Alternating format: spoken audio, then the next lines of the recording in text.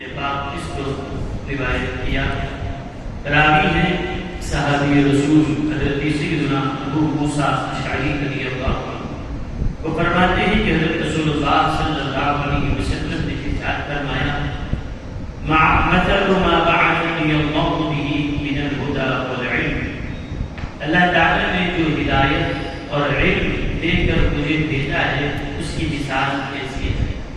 اس سے پہلے دو حدیثیں گزر چکی ہے جس میں حضور صلی اللہ علیہ وسلم نے علم نبوت کی جو تشبیہ دی ہے، علم نبوت کو جو تشبیہ دی آپ اس کو تفصیل سے سن لیجیے۔ یہ تیسری مثال ہے، یہ تیسری تشبیہ ہے کہ ہدایت اور علم جو اللہ تعالیٰ نے مجھے دے کر بھیجا ہے اس ہدایت اور علم کی کیا مثال ہے۔ یاد رکھیے محدثین کرام نے فرمایا علم اور ہدایت دو چیزوں کا یہاں ذکر ہے۔ ہدایت کا معنی یہ ہے راستہ دکھانا، اور ایک ہدایت کا معنی یہ ہے کہ منزل تک پہنچا دینا۔ یہ دونوں بھی ہدایت کے معنی ہیں۔ ہم اللہ تعالیٰ سے ہر نماز کی ہر رکعت میں دعا کرتے ہیں کہ اہدنا الصراط المستقیم، اے اللہ ہمیں سیدھے راہ کی توفیق عطا فرما، ہدایت دے۔ تو ہدایت جب ہم اللہ سے طلب کرتے ہیں تو پھر یہ بھی سمجھنا چاہیے کہ ہدایت کہتے ہیں کس کو؟ ہدایت کہتے ہیں راستہ دکھا دینا، راستہ بتانا۔ راستہ بتانا، راستہ دکھانا ایک الگ چیز ہے۔ یہ کہہ دیا جائے کہ آپ پوچھیں کہ یہاں سے چار مینار کہاں ہے تو یہیں بیٹھے بیٹھے کہہ دیں کہ بھائی یہاں سے سیدھا جائیے، بائیں ہاتھ سیدھے ہاتھ کو گھوریے اور وہاں سے سیدھا ہاتھ جائیں گے، ایک لیفٹ لیجیے، بائیں ہاتھ کو نہیں، چار مینار آئے۔ یہاں بیٹھے بیٹھے اس کو بس سمجھا دیے تو آپ راستہ بتائے، راستہ بتائے، یہ بھی ہدایت ہے۔ اور دوسرا یہ کہ ہدایت کا ایک دوسرا معنی یہ بیان کیا گیا کہ راستہ بتانا نہیں بلکہ اس کو ساتھ چارنا جانا چاہتے، ٹھیک ہے میں تمہیں لے جاتا ہوں، راستہ جاننے والا خود لے جائے اور اس کو منزل تک لے جا کر پہنچ جائے اور بتا دے کہ دیکھ یہ تیری منزل ہے، یہ پہنچا دیا۔ اس کو کہتے ہیں الموصل الی المطلوب، مطلوب تک پہنچانے والا۔ تو ہدایت کے اندر دونوں معنی بھی ہیں کہ ایک تو راستہ دکھانا، یہ بھی ہدایت ہے، ایک ہے منزل تک پہنچا دینا، یہ بھی ہدایت ہے۔ ہم اللہ تعالیٰ سے ایسی ہدایت کے طلبگار ہیں کہ پروردگار نے راستہ بھی دکھائے اور اللہ ہم کو خود اس منزل مقصود تک پہنچائے جو ہماری منزل ہے، اللہ کو ہمیں وہاں تک پہنچائے۔ اب یہ دو چیزوں کا یہاں پر ذکر ہے، ایک ہے ہدایت اور دوسرا ہے علم۔ حضور صلی اللہ علیہ وسلم نے فرمایا کہ مجھے اللہ نے ہدایت بھی دے کر بھیجا اور علم بھی دے کر بھیجا۔ مطلب یہ ہے کہ آپ کے ذریعے ہدایت بھی ملتی ہے اور آپ کے ذریعے علم بھی ملتا ہے، کیونکہ حضور علیہ السلام نے خود فرمایا ہدیٰ اور علم۔ یہاں پر بعض لوگوں کو یہ سمجھنے میں ان سے غلطی ہوئی، خطا کر گئے۔ وہ یہ سمجھتے ہیں کہ نبی علم کیوں دے سکتے ہیں لیکن ہدایت نہیں دے سکتے۔ ان کو پریشانی کہاں پر ہوئی اور ایک آیت کا غلط مفہوم انہوں نے سمجھ لیا، انک لا تہدی من احببت، جس کو آپ چاہتے ہیں ہدایت نہیں دے سکتے۔ تو یہ بات یاد رکھ لیجیے پہلے کہ جہاں اللہ تعالیٰ نے انک لا تہدی من احببت فرمایا ہے، اسی قرآن میں فرمایا وانک لتہدی الی صراط مستقیم، بے شک آپ ہی سیدھے راستے کی طرف ہدایت دیتے ہیں، ہدایت کا فرماتے ہیں۔ تو دیکھیے ہدایت کا اللہ کی طرف نسبت کی جائے تو اس کا معنی الگ ہے، اللہ کے علاوہ کسی اور کی طرف نسبت کی جائے تو اس کے معنی الگ ہوتے ہیں، جیسا کہ ہم نے ابتدا میں آپ کے سامنے ذکر کر دیا ہے۔ تو جو قرآن میں کہا گیا انک لا تہدی من احببت، کہ جس کے مقدر میں اللہ نے کفر لکھ کر رکھ دیا ہے اور اللہ کی مشیت نہیں ہے کہ وہ ہدایت پائے، تو اب نبی بھی اس کو ہدایت نہیں دیتے، یہاں یہ مطلب ہوتا ہے۔ تو اب حضور صلی اللہ علیہ وسلم نے فرمایا کہ مجھے اللہ تعالیٰ نے علم دے کر بھی بھیجا اور ہدایت دے کر بھی بھیجا۔ جب علم اور ہدایت دونوں اللہ نے آپ کو دے کر بھیجا ہے تو مطلب یہ ہے کہ نبی کی بارگاہ سے علم بھی ملتا ہے، نبی کی بارگاہ سے ہدایت بھی ملتی ہے۔ اسی لیے اس حدیث میں یہ بخاری اور مسلم دونوں کے متفق علیہ روایات ہے، ہدایت اور علم دونوں دے کر اللہ یاد رکھیں، کسی کے پاس اگر علم ہے لیکن ہدایت اگر اس کو نہ ملے تو پھر وہ علم اس کو کوئی بچانے والا نہیں ہوتا، وہ علم اس کے لیے نفع بخش نہیں ہو سکتا۔ بعض لوگ وہ ہیں علم ہے ہدایت سے محروم ہے، جیسے ایسے بہت سے آپ کو لوگ علماء مل جائیں گے، ایسے بہت سے علم والے مل جائیں گے، علم تو ان کے پاس ہے لیکن وہ علم ان کو کچھ فائدہ نہیں دے سکتا، وہ علم سے انہوں نے کچھ استفادہ نہیں کیا اور سیدھے راستے سے وہ خود خارج نہیں گئے۔ مطلب یہ کہ علم تو رہا لیکن ہدایت سے محروم ہو گئے۔ بعض لوگ وہ ہوتے ہیں جو ان کے پاس علم زیادہ نہیں ہوتا اور ہدایت نہیں، جیسے مسلمانوں میں کہ عام لوگ ہیں کہ وہ اگرچہ کہ ان عوام کے پاس علم زیادہ نہ بھی ہو لیکن ان کا ایمان، ان کا عقیدہ بالکل پختہ ہوتا ہے، اللہ کی طرف سے اس کو ہدایت نصیب ہوتی ہے، تو وہ بعض علم رکھنے والے علم رکھتے گمراہ ہو جاتے ہیں، یہ علم نہیں ہے پھر بھی اپنے دین پر اپنے ایمان کی سلامتی کے ساتھ رہتے ہیں۔ تو یہ ہے کہ بعض وقت علم ہے لیکن ہدایت نہیں ہے۔ شیطان کے پاس علم کی کمی نہیں تھی لیکن وہ محروم کر دیا گیا، اس کو ہدایت نصیب نہیں تھی، علم تھا لیکن ہدایت سے محروم ہے۔ اور مسلمانوں میں عام قسم کے جو لوگ ہیں، چاہے شہر کے رہنے والے ہو یا گاؤں کے رہنے والے، علم ان کے پاس زیادہ نہیں ہے، جو کچھ تھوڑا بہت علم ہے حلال حرام کے جاننے والے اسی کی روشنی میں اپنی زندگی کو گزارتے ہوئے چلتے ہیں، لیکن وہ ہدایت پر ہے، علم ان کے پاس پھر نہیں۔ ہاں بعض وہ لوگ ہوتے ہیں کہ جن کے پاس علم بھی ہوتا ہے اور ہدایت بھی ہوتی ہے، یہ کون ہے؟ یہ باعمل علماء، باعمل علماء، ایسے علماء کہ جتنا ان کے پاس علم ہے اتنا ان کے پاس عمل بھی ہوتا، جو وہ علم رکھتے ہیں وہ علم ان کی زندگی میں دکھائی بھی دیتا۔ اسی لیے کہا جاتا ہے کہ نیک لوگوں کے بارے میں ان کی زندگیوں میں آیا کہ وہ کیا تھے؟ علمہ عملہ وعملہ علمہ، تو ان کا جتنا علم تھا وہ عمل میں نظر آتا اور ان کا جو عمل تھا وہ ان کے علم میں موجود تھا، یعنی بے تحقیق کوئی کام نہیں کرتے تھے، ان کا جو بھی کام ہے وہ علم کی روشنی میں ہوگا اور جتنا علم ہوتا اس پر عمل بھی کرتے تھے۔ تو ان کا علم ان کا عمل ہے، ان کا عمل ہی ان کا علم۔ تو ایسے بھی لوگ ہوتے ہیں کہ جن کو اللہ تعالی ہدایت عطا فرماتا ہے اور علم سے بھی سرفراز فرماتا ہے، وہ علماء ربانیین ہیں، وہ مخلص باعمل علماء ہیں، جو کہتے بھی ہیں اور کرتے بھی ہیں، صرف زبان سے باتیں کرنے والے نہیں ہوتے، ان کا علم ان کے قول اور فعل میں تضاد نہیں ہوتا، جو کہتے ہیں وہ کرتے ہیں، جو علم ان کے پاس ہے اس سے وہ خود بھی فائدہ اٹھاتے ہیں، دوسروں کو بھی فائدہ پہنچاتے ہیں۔ تو ہدایت اور علم دونوں کی مثال حضور نے بیان کی، کیسی ہے؟ کمثل الغیث الکثیر، وہ کثیر بارش کی طرح، یعنی میں جو علم لے کر آیا ہوں اللہ کے پاس سے، اس علم کی مثال کیسی ہے؟ بہت کثیر بارش کی طرح ہے۔ دیکھیے عربی میں بارش کے لیے بہت سے الفاظ استعمال کیے جاتے ہیں، بارش کے لیے مطر کا لفظ استعمال ہوتا ہے، بارش کے لیے غیث کا لفظ استعمال ہوتا ہے، بارش کے لیے اور کئی الفاظ استعمال ہوتے ہیں، لیکن ان تمام کے اندر غیث ایک الگ معنی رکھتا ہے۔ غیث کہتے ہیں کہ ایسی کثیر بارش جو جب برستی ہے تو ایسے برستی ہے کہ مردہ زمین بھی زندہ ہوتا ہے، ایسی نفع بخش بارش کو، ایسی بالکل اس کے اندر کوئی نقصان نہیں ہوتا۔ غیث ایسی بارش کو کہتے ہیں جس میں کوئی آفت نہیں ہوتی، کوئی نقصان نہیں ہوتا، بلکہ وہ فائدہ، سراسر فائدہ دینے والی بارش ہے۔ اور جب برستی ہے تو کیسے برستی ہے؟ جب وہ بارش برستی ہے تو پھر مردہ زمین بھی پھر زندہ ہو جاتی ہے۔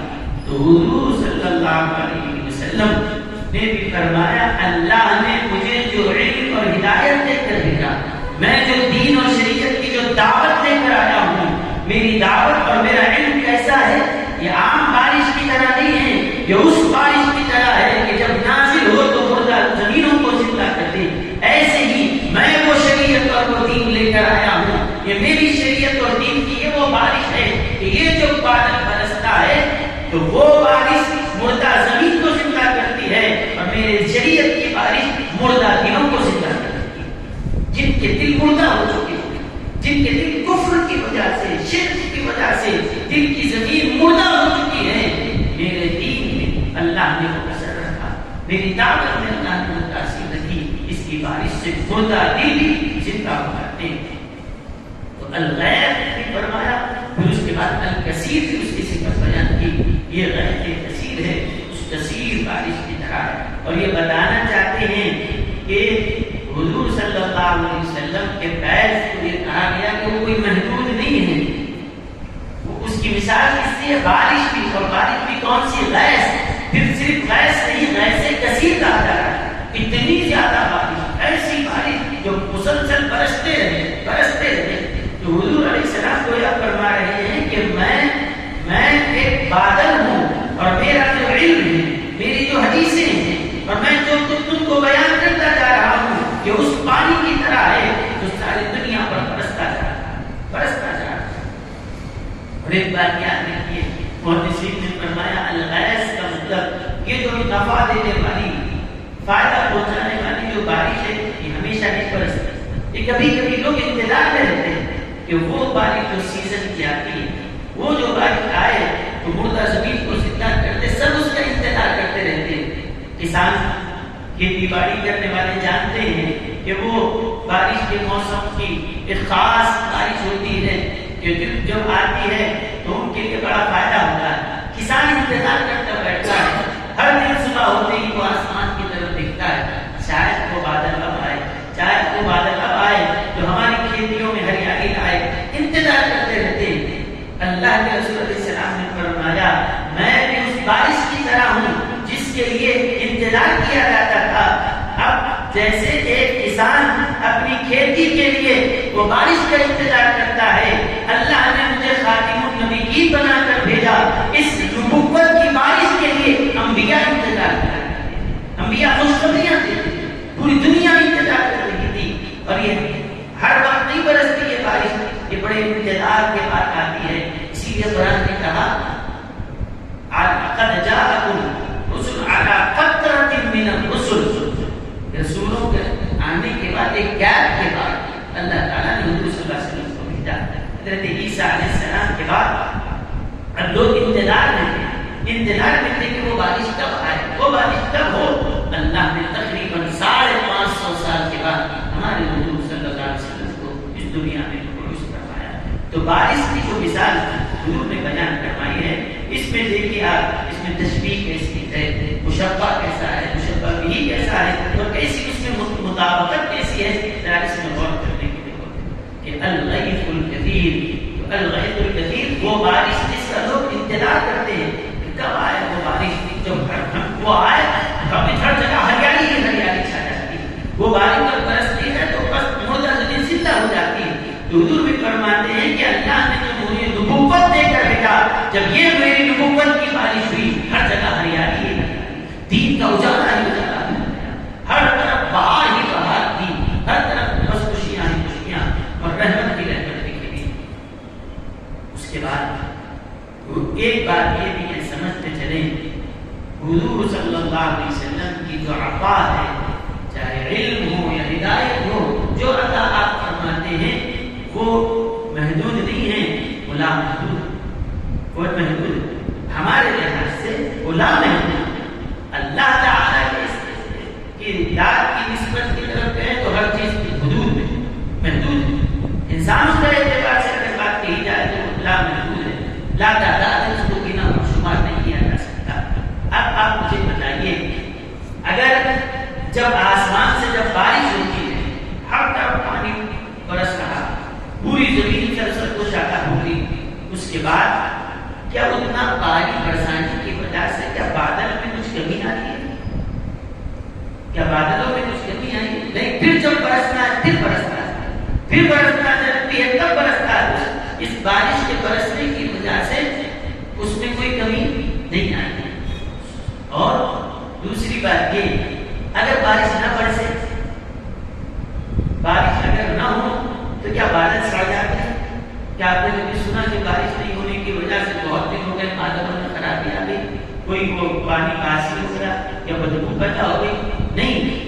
لیکن آپ دوسری چیزوں کو اگر دیکھیں گے، حوض میں آپ پانی بھر کے رکھیے، تھوڑے دن تک آپ استعمال مت کیجیے، پانی میں کیڑے پیدا ہو جاتے ہیں، بدبو پیدا ہو جاتی ہے. یا کوئی اور چیز آپ رکھیں، استعمال نہ کریں، استعمال نہیں کر کے ویسے ہی جمع کر کے رکھو، سڑ جائے، خراب ہو جائے.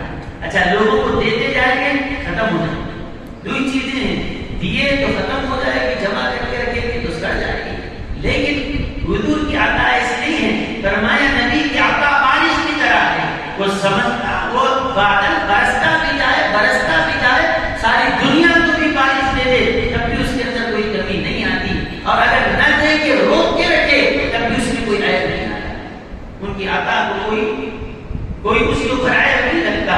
تو فرمایا کہ یہ ان کی بارش ہے، تو اس کو تم یہ مت سمجھو کہ یہ نہیں مل سکتا، یا دے دیں تو کچھ کمی آتی ہے. اگر دیکھیے آپ جب سورج نکلتا ہے، پوری دنیا مل کر ایک ساتھ سورج کی روشنی جمع کرنا شروع کرتے ہیں، کیا اس پہ سورج کا نقصان ہوگا؟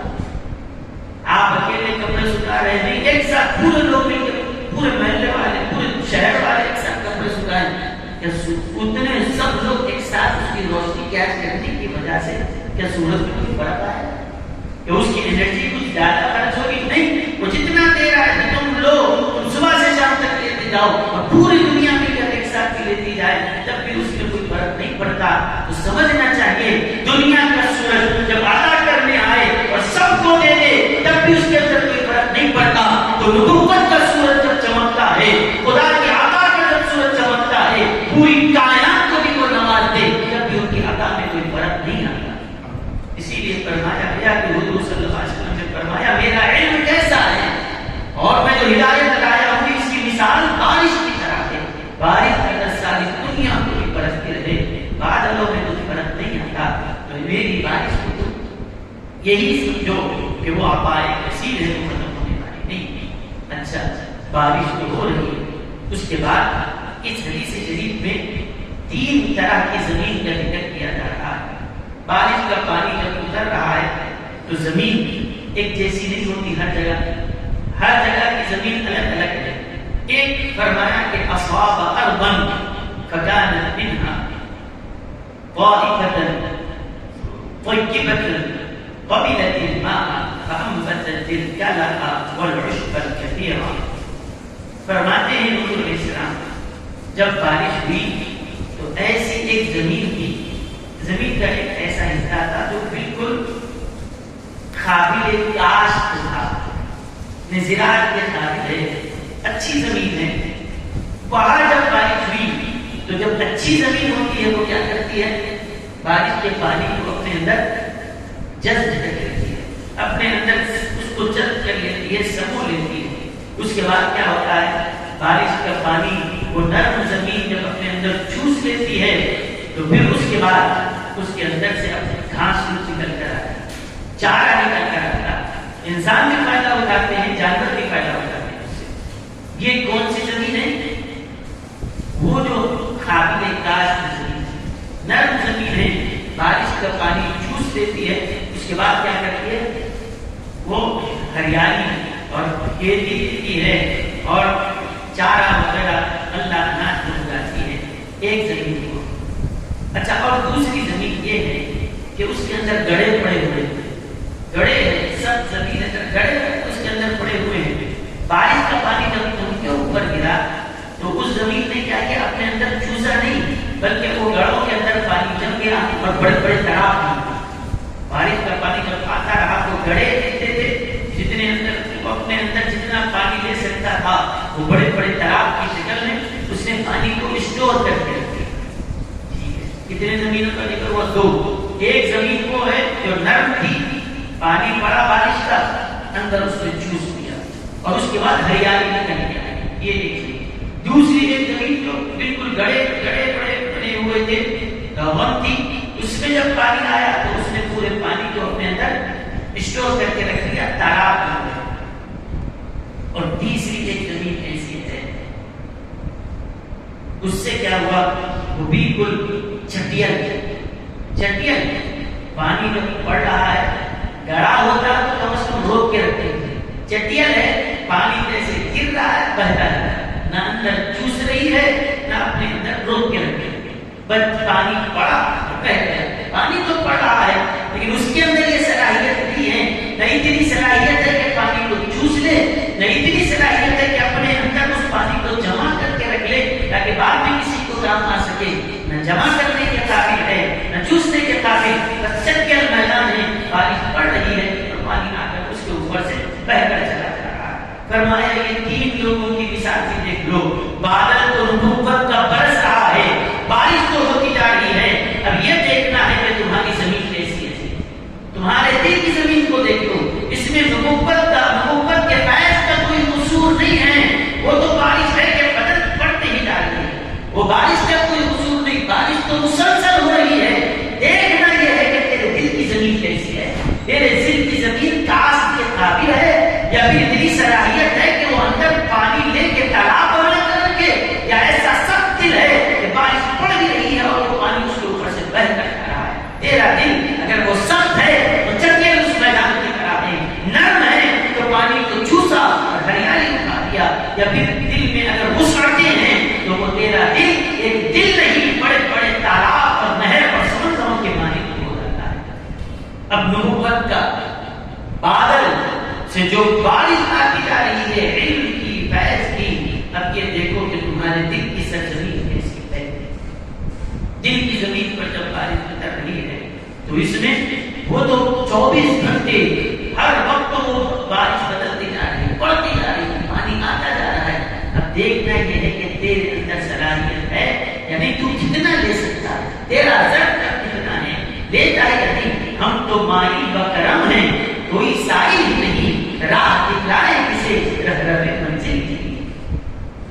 کوئی آئے تو صحیح راستہ، کوئی پوچھے تو صحیح، ہم راستہ دکھاتے ہیں. ہم تو کرم کی بارش کر رہے ہیں. بس بات اتنی ہے کہ آئے کوئی مانگے تو صحیح، مانگ کر تو دیکھے. تو حضور صلی اللہ علیہ وسلم نے فرمایا کہ ایک زمین وہ ہے جو پانی کو چوستی ہے، ہریالی نکل آتی ہے اور اس سے گھاس نکل کر آتی ہے. انسان سے فائدہ اٹھائے، جانور اس سے فائدہ اٹھائے. اور ایک وہ ہے کہ جس کے اندر گڑے ہیں، وسعتیں ہیں، اس نے اپنے اندر سارے پانی کو اسٹور کر لیا اور بڑے بڑے تالاب بن گئے. تو اس کے بعد کیا ہوا؟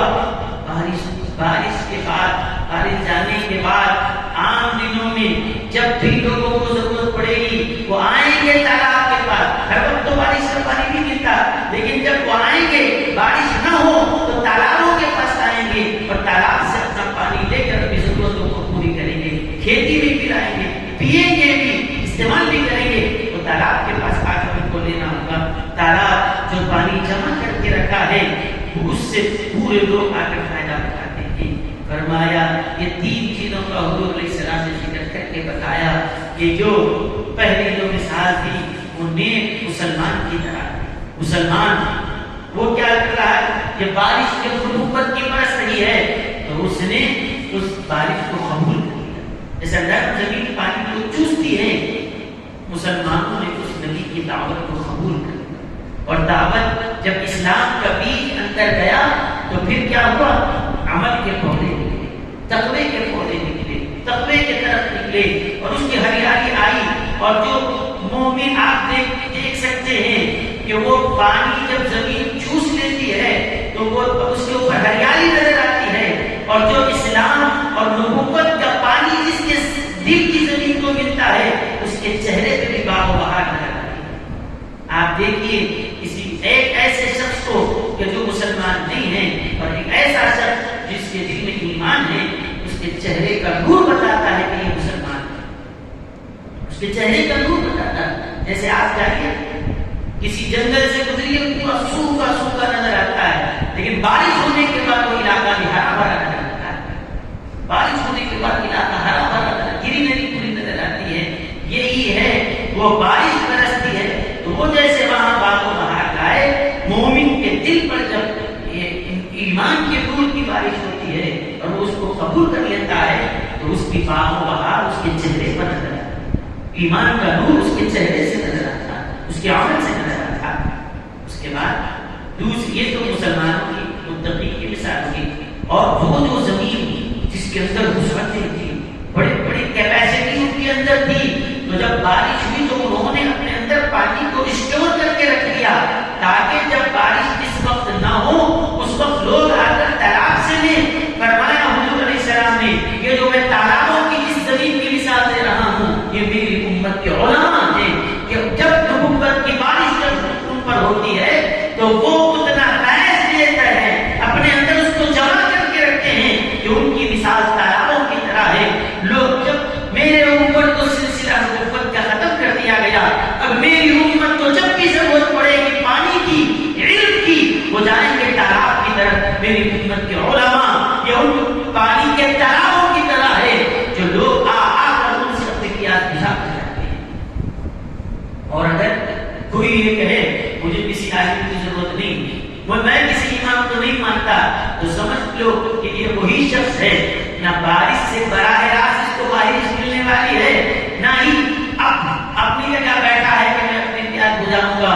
تو پھر یاد رکھیے پیاسے کو کنویں کے پاس آنا ہی ہوگا، کنویں کے پاس جائے گا تبھی پیاس بجھے گی، ورنہ اگر کوئی اپنی جگہ آ کر کھڑا رہے تو پانی کا بھی نقصان نہیں، تالاب کا بھی نقصان نہیں، نہروں کا بھی نقصان نہیں۔ پھر یہ بھی بات یاد رکھنا چاہیے ہر تالاب ایک جیسا نہیں ہوتا، ہر تالاب ایک جیسا نہیں ہوتا۔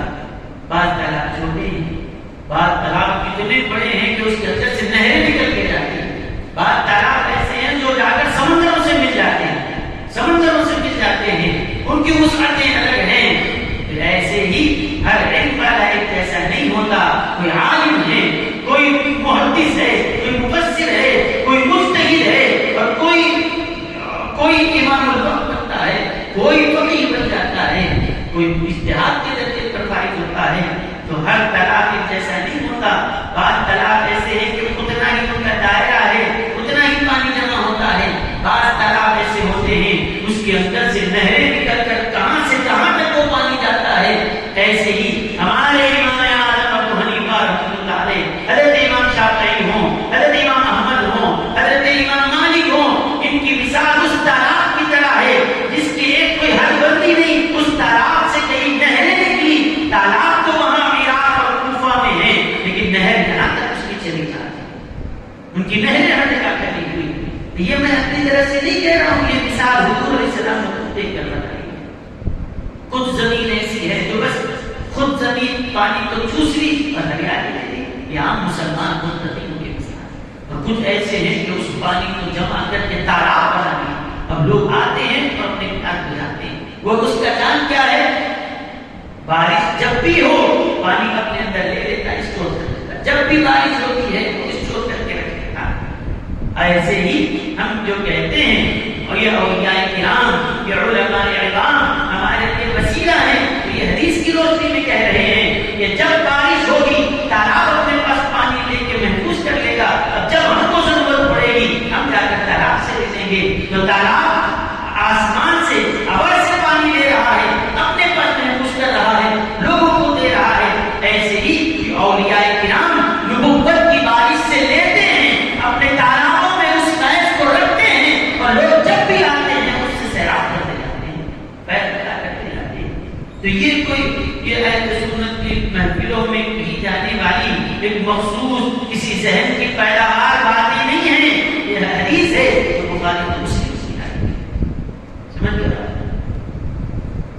اس کے بعد تیسرا وہ شخص ہے جس کا دل سخت ہے، اس کی مثال اس کافر کی طرح ہے، اس مشرک کی طرح ہے یا اس منافق کی طرح ہے کہ جس کا دل کفر کی وجہ سے سخت ہے۔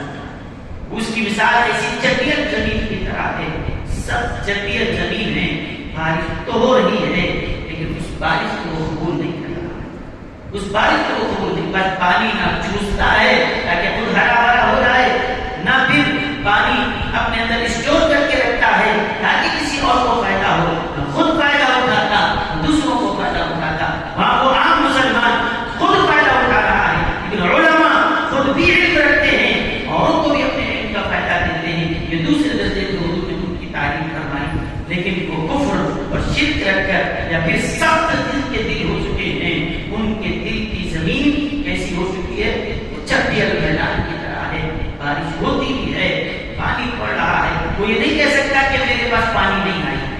تو ہو رہی ہے لیکن وہ بارش کو قبول نہیں کر رہا.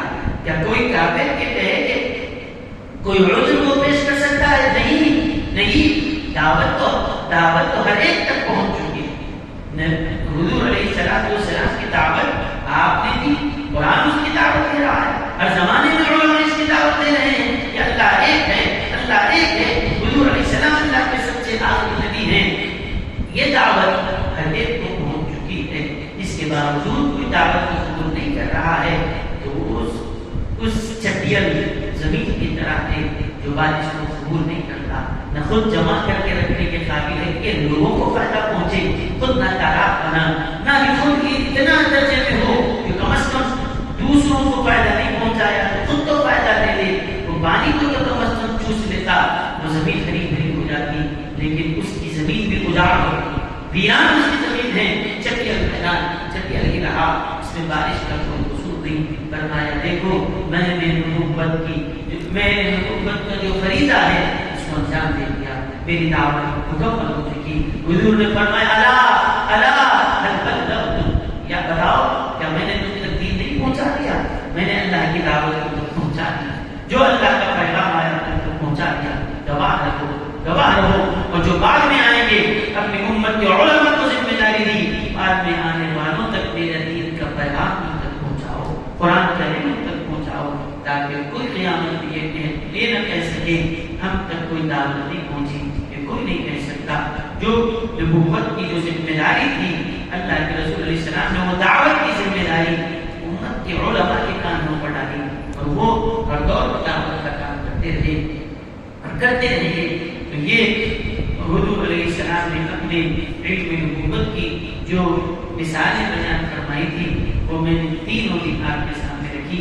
اللہ تعالیٰ سے ہم دعا کرتے ہیں کہ مولا تعالیٰ نبوت کے اس علم سے اور ہدایت کے اس پیغام سے اے اللہ ہمارے دلوں میں بھی ایسی کھیتیاں پیدا کرنا، اس بارش کو ہمارے دل قبول کرنے والے بن جائیں اور اس کو لے کر ہمارے دل ایسے لہرائیں کہ وہاں پر تیری محبت کے باغ و بہار پیدا ہوتے ہیں. تیرے تقوی کے بیج ہمارے دلوں میں بو دے مولا تاکہ یہاں پر بھی سرسبزی اور شادابی لگے اور ہمیں اس بارش سے خود بھی فائدہ اٹھانے والا بنا، امت کو بھی فائدہ پہنچانے والا بنا. صلی اللہ تعالی وسلم علی خلقہ سیدنا محمد وعلی آلہ وصحبہ اجمعین والحمد للہ.